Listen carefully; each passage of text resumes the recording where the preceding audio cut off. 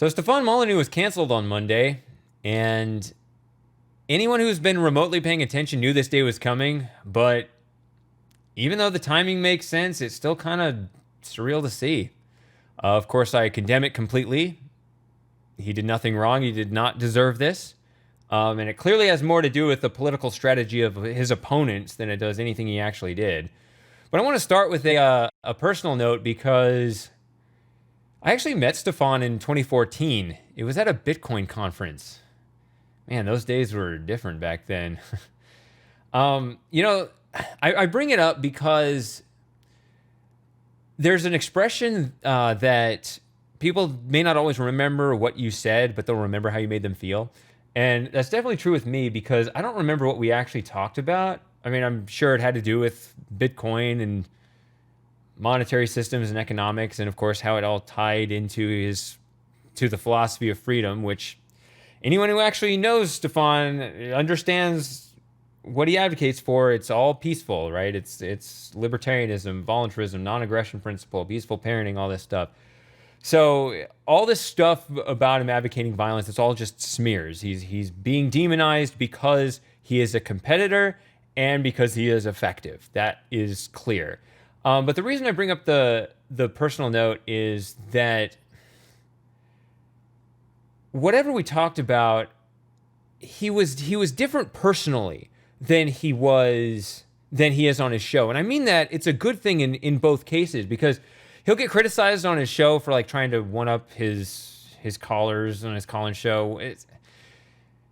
That's not right. I mean, if you watch him on his call-in show, he's always like, he's really intense. He's in focus because he's listening to everything that his caller is saying, but then he's also formulating a response at the same time to try to generate a very unique and important point that'll generate views or whatever. He's very good at managing his show, but he was very different in person because I remember he was genuinely interested in what I had to say. And it was kind of funny because I was actually just fanboying. I was kind of like trying to,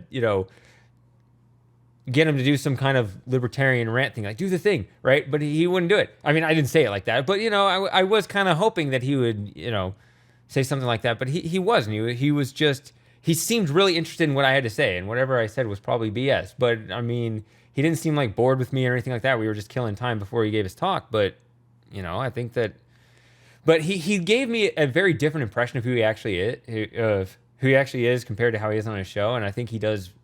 I mean, he's really good on his show, and he's a good guy in person, and that's really the bottom line here that I want to say to the camera. Stefan Molyneux is a good guy, okay? And if YouTube is going to do some BS with some guilt by association and have me canceled, then so be it. Then I just don't want to be here because I've put work into my gaming channel, and I've built up not a large audience, but for its niche, actually pretty sizable. But Molyneux's put in more work than I have, and he's built up, of course, a much bigger audience than I have. If he's just going to be Thanos, then I'm already souring on the platform, and I want my gaming channel to be an escape. But if I have to keep my head down and comply in order to stay on the platform, then it starts to actually more represent, really honestly, it represents what Chinese citizens are doing under their regime, right? They can't question anything that's going on or they get in trouble. And that's different than an escape. I don't want it to represent that. I want it to just be an escape. But it's going to change the meaning of it if YouTube is going to be cracking down this hard on everyone. So I'm going to say it again. Stefan Molyneux is a good guy. And if that means something happens to me here, then alt tech is the only way. And, I can try to rebuild everything over there. And really, I don't expect to build anything here politically. I've started this on YouTube. It's just kind of an experiment. But I already planned this to be an alt tech experiment. But I don't want this to be about me. I want to keep the focus on Molyneux, especially because I want to say something about there's something really important to understand in the historical context here, because what we're seeing with all of the cancel culture and all the deplatforming and all of the digital book burning, and it's a real shame. Molyneux had a huge library of videos. I at least hope it's all backed up and on other sources and all this. But in the historical context, the way I view it, I compare it to the situation with Galileo.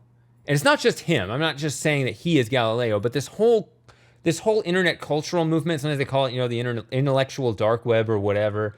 But the point is that there is a crowd of people that have a certain investigative approach that is different from this certain ideology that is starting to impose its will on everyone.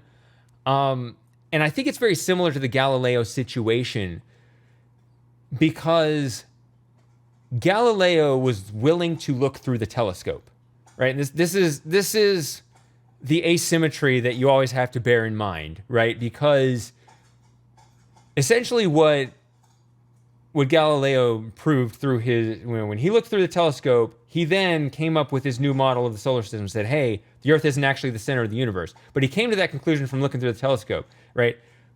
On the other side, you had the geocentrists, which they weren't really geocentrists. They were egocentrists, right? They started with this position that they felt in their core was right, and they felt insulted, right? So the key thing to understand about the historical context is that they projected their egocentrism onto Galileo, right? They started with this conviction, and so they thought that Galileo had some personal motive to subvert that conviction. When he wasn't. He was just observing and saying, hey guys, I'm looking through the telescope. And that's exactly what we're seeing now on the internet. There is a certain ideology that is demanding compliance, and it is assuming that everyone else is doing the same when it's not true. They're just looking through the telescope.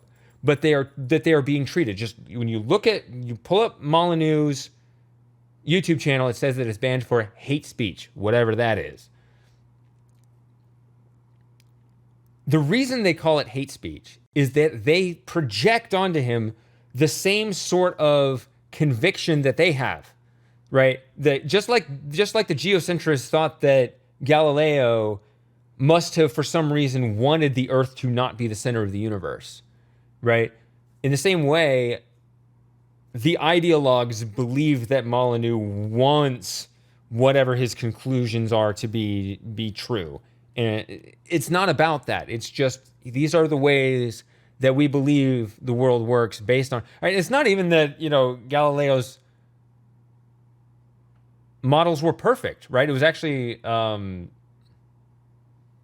Kepler, is that his name? That came up with the elliptical models, and of course everything gets more refined over time. And that's the other key point, is that this is how you know the two sides have these different attitudes.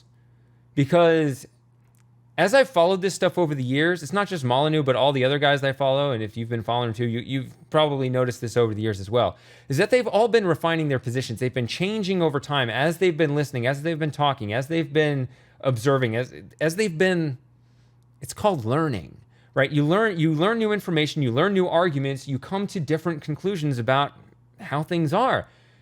And so you can see it over the years. That a lot of these people have changed their position over time.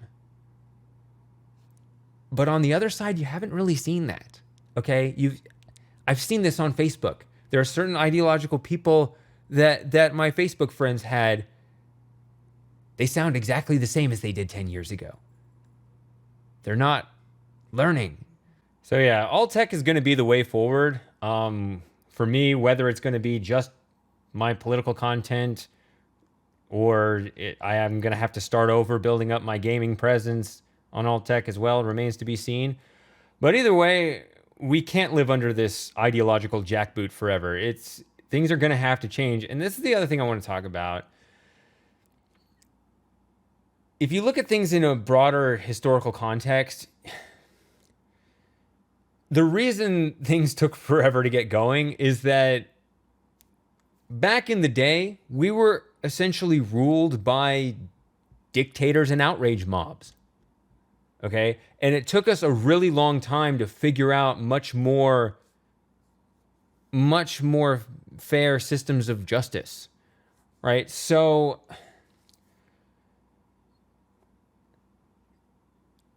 you can look at the current internet paradigm one of two ways. You can either see it pessimistically as a reversal back to the old days where we are now ruled by Zuckerberg and SJWs, or we are going to be, or maybe this is just right now the end of the first era of the internet, and in the next cycle we'll figure out a better system, hopefully, because right now I think fundamentally our conception of property is wrong, right?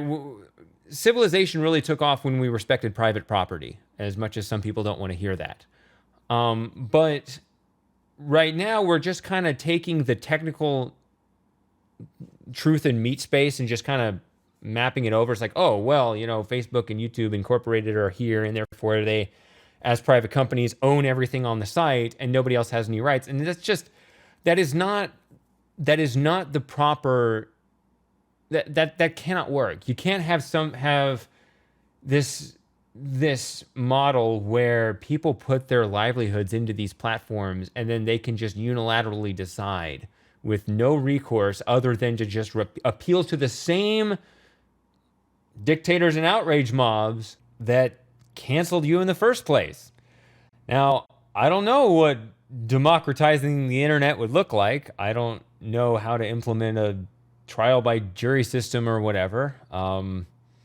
I've heard of the protocols, not platforms solution. I don't know how well that would work. I'd be willing to give it a shot. Anything is better than this current model where we have these platforms that just own everything on them and ultimately have unilateral decision making. That clearly isn't going to work, because that has shown us that we go back to the dictatorships and outrage mob model. So it's a hard problem, but it's an important problem to be thinking about, obviously. In the meantime, I guess that's all I had to say. So once again, I condemn cancel culture. It's why I made this channel. So yeah, I guess that's all that was on my mind.